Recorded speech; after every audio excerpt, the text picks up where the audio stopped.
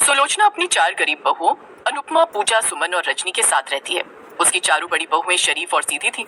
अब उसके सबसे छोटे बेटे अनमोल के लिए वो उसकी पसंद की लड़की नैना को देखने उसके घर जाते हैं, जहाँ चारों गरीब जेठानियां भी हल्की सी साड़ी पहनकर जाती हैं। देखने दिखाने की रस्म होती है और बात पक्की हो जाती है। उनके जाने के बाद नैना अपनी माँ से, माँ आपने मेरी उन चारों जेठानियों को देखा, कितनी सस्ती और हल्की सी साड़ी पहनकर आई थी। लगता है बेचारी गरीब घर की है। तुम्हें क्या करना है, गरीब घर से हो या अमीर घर की, हम तो तुझे बहुत सारा दहेज देने वाले हैं। फिर देखना तेरी सास तेरे ही गुणगान करेगी। और हुआ भी ऐसा ही। सुलोचना की सबसे छोटी बहू नैना जब ब्याह कर अपने ससुराल आई तो दहेज में खूब सारा दहेज लाई। तो शादी के दिन उसकी सास उसका गृह प्रवेश करवाते हुए, हाय मेरी सबसे छोटी बहू कितनी सुंदर और अमीर है, देख तो गायत्री मेरी बहू कितना दहेज लाई है, इतना तो इन चार गरीब बहुओं की शादी में मिलाकर भी नहीं आया।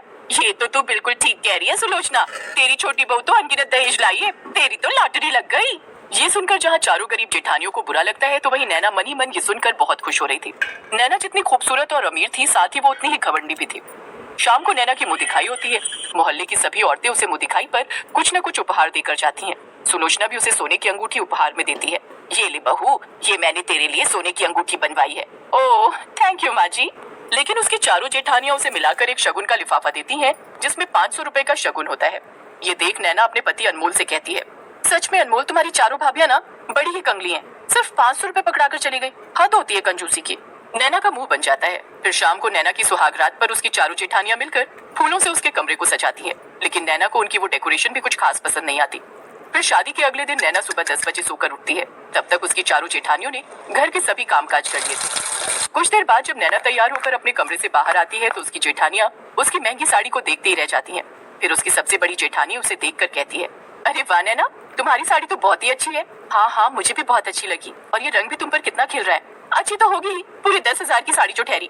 अब इतनी महंगी साड़ी तो तुम गरीबों ने कभी देखी भी नहीं होगी। वैसे आप लोग इतनी महंगी साड़ी क्यों नहीं लेती? नहीं नहीं, इतनी महंगी साड़ी हम तो कभी ना ले।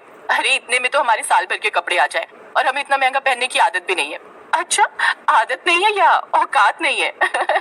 तभी उनकी सास भी अपनी अमीर बहू का पक्ष लेते हुए कहती है, बिल्कुल सही कहा तुमने छोटी बहू, इन चारों गरीबों की औकात ही नहीं है। इन सबके माँ बाप ने शादी के वक्त भी इन्हें 2-2 जोड़ी कपड़ों में ही भेज दिया था। अपनी देवरानी और सास के मुंह से ये बात सुनकर वो चारों चुप हो जाती हैं।